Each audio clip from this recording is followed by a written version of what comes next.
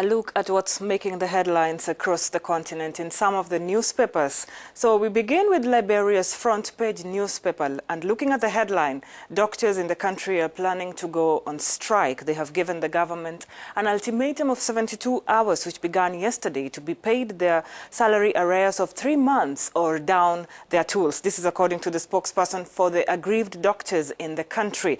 A strike action by the doctors would lead to serious constraints on the country's health sector. The country currently faces a shortage of general health practitioners, though the figures show that the number of doctors is increasing from the 231 reported last year. Dr. Lekile Teme of the Liberia Medical and Dental Council attributed the cause of the poor doctor-to-patient ratio to the civil war, and among his worries was the fact that the only pathologist in the country is an Ethiopian. But what would happen if he left the country?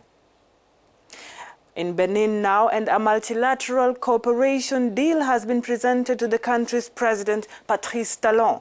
2 new ambassadors from Japan and from Saudi Arabia presented their credentials on the 14th of November, which will help boost the bilateral relations with Benin. The deal provides a series of innovations that will anchor several projects. The Japanese ambassador, Kiyofumi Konishi, plans to carry on the projects his predecessor had started, but this time with a personal touch. Among the projects, the construction of primary schools in the Atlantic Department, a technical mission is also expected to be built, and other community projects of an estimated 6 million CFA francs. On the other hand, the new ambassador from the Kingdom of Saudi Arabia, Abdullah Muhammad Sefian, announced that his country is eagerly waiting to receive the President of the Republic of Benin on an official visit. According to the ambassador, Benin needs Saudi Arabia, and Saudi Arabia also needs Benin.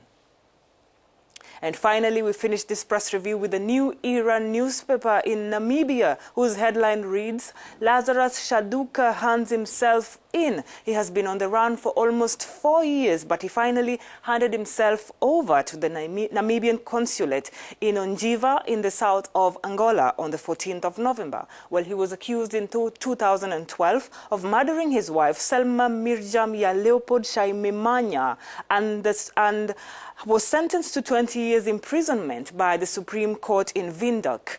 Well, he, however, disappeared after his appeal by fleeing to Angola through the Oshikango border post 3 hours after the Supreme Court overturned the culpable homicide conviction by the High Court and replaced it with a murder conviction. New Era reports that the 13th of December would have been 4 years since Shaduka fled justice.